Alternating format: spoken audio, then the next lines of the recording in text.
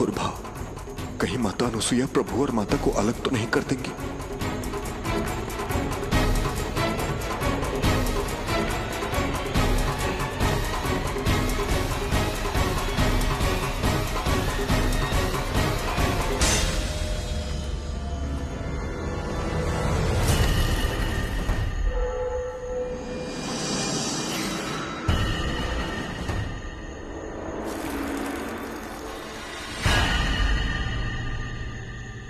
ये जंगल है, यहाँ हमें सावधान रहने की आवश्यकता है।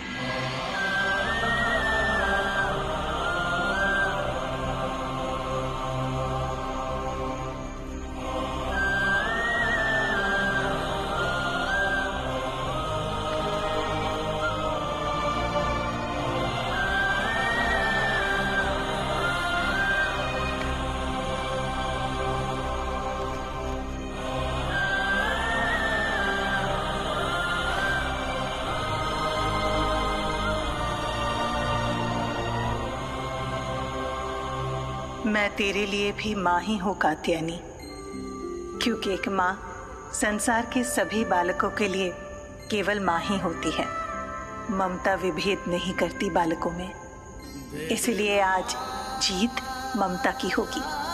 तेरी स्मृति वापस आने तक मैं तेरे लिए भी वही रहूंगी कात्यायनी, जो अपने शिव के लिए हूँ, माँ, केवल माँ।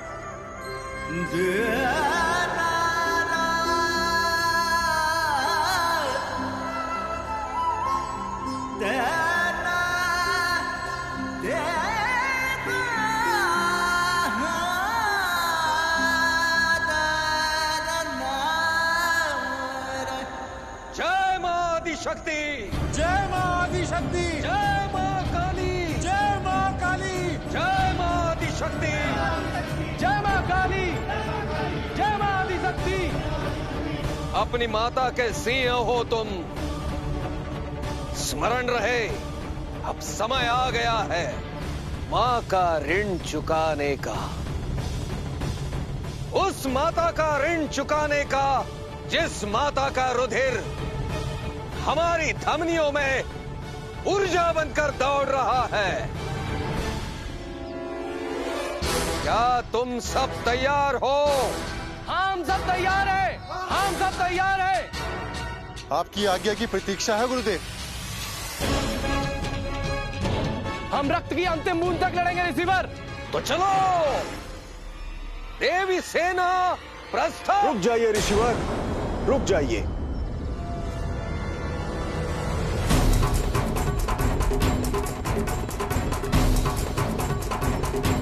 अब रुकने का समय नहीं है ऋषिवर। संभवतः आपको ज्ञात नहीं है कि अनुसुईया और उसके पुत्र ने मेरी पुत्री का अपहरण कर लिया है। यह आपकी भ्रांति है ऋषिवर। उन्होंने आपकी पुत्री का अपहरण नहीं किया है। माता कात्यायनी स्वयं उनके पास गई हैं। नहीं ऋषिवर, अनुसुईया पुत्र शिव के पास मेरी पुत्री स्वयं कभी नहीं जा सकती।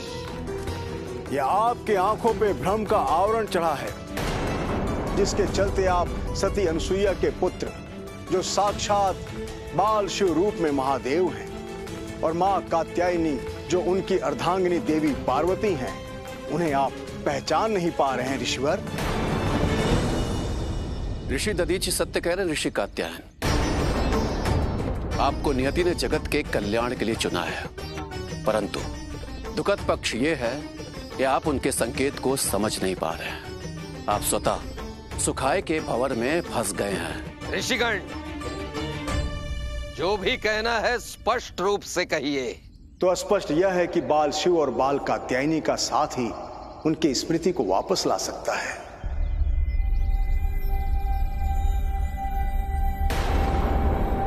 आप उन्हें पृथक करने का विचार त्याग दीजिए। असंभव। ऋषिवर, त्रिदेवों की स्मृतिहीनता मेरी समस्या नहीं है। मेरी समस्या है अनुसुईया और उसका वो मायावी पुत्र, जिसने मेरी पुत्री की स्मृतिहीनता का लाभ उठाकर उसके कोमल मन को अपने वश में कर लिया है। आप जो कह रहे हैं ऋषि कात्यायन, वह सत्य नहीं है, यह सर्वथा असत्य है। यही सत्य है। इसलिए यदि समझाना है तो जाकर उन्हें समझाइए, हमें नहीं।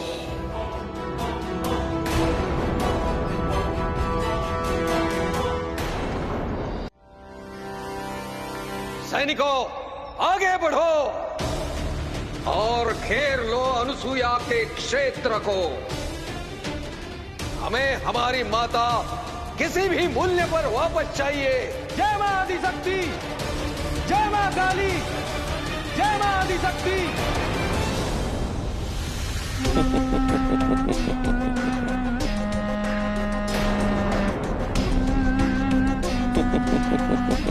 बावरा हो गया है तू तारका, हंस क्यों रहा है? युद्ध करने जा रहा है देवी सेना और तू है कि माता माता माता, इससे बड़ा सुअवसर ठाके लगाने का हो ही नहीं सकता। मुझे तो बता कारण। माता, प्रत्यक्ष रूप से ये युद्ध शैव और शाक्त के बीच में होने जा रहा है, परंतु अप्रत्यक्ष रूप से ये युद्ध कात्यायनी के पिता और बाल शिव की माता के बीच में होने जा रहा है। और इसके फलस्वरूप प्रबल संभावना है माता कि दोनों शक्तियां शत्रु बनकर युद्ध करेंगी। अर्थात कात्यायनी और बाल शिव आपस में युद्ध करेंगे, जो एक दूसरे के पूरक है वो आपस में शत्रु बन जाएंगे। हाँ माता, हाँ। असुरराज, आप जो अनुमान व्यक्त कर रहे हैं वो यथार्थ के धरातल पर कैसे उतरेगा? मुझे तो यह संभव प्रतीत नहीं हो रहा है महाराज। बिल्कुल संभव है दंडपानी। बस देवी सेना को हम असुरों के साथ हाथ मिलाने की देर है, और जैसे ही वो हमारे साथ हाथ मिलाएंगे, कात्यायन की सेना विशाल हो जाएगी, जिसका सामना करना उस अकेली अनुसूया के बस में ना होगा। और तब विवश होकर बाल शिव को अनुसूया की ओर से युद्ध में उतरना पड़ेगा।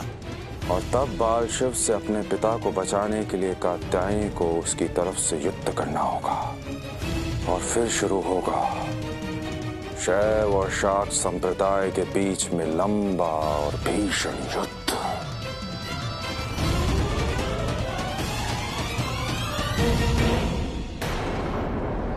इस युद्ध के कारण उन दोनों का मिलन बाधित हो जाएगा, उनकी स्मृति कभी वापस नहीं आएगी। बाल शिव महादेव नहीं बन पाएगा, कात्यायनी पार्वती नहीं बन पाएगी, और इसके फलस्वरूप मेरी अमरता खंड रहेगी माता। तारका, तेरी ये योजना तो अत्यंत लाभदायी है। हाँ माता, किंतु इस योजना को सफल बनाने के लिए इसे सही तरीके से कार्यान्वित करना होगा। बताइए असुरराज, क्या करना होगा? ऋषि कात्यायन को हम असुरों के साथ मित्रता के लिए तैयार करना होगा दंडपानी। उसे विश्वास दिलाना होगा कि यदि वो हमसे मित्रता नहीं करेगा तो वो युद्ध हार जाएगा। और ये कार्य तुम करोगे दंडपानी, तुम। जो आज्ञा महाराज। अब मेरी इस योजना से बाल शिव और बाल पार्वती कभी अपने असली स्वरूप में नहीं आ पाए।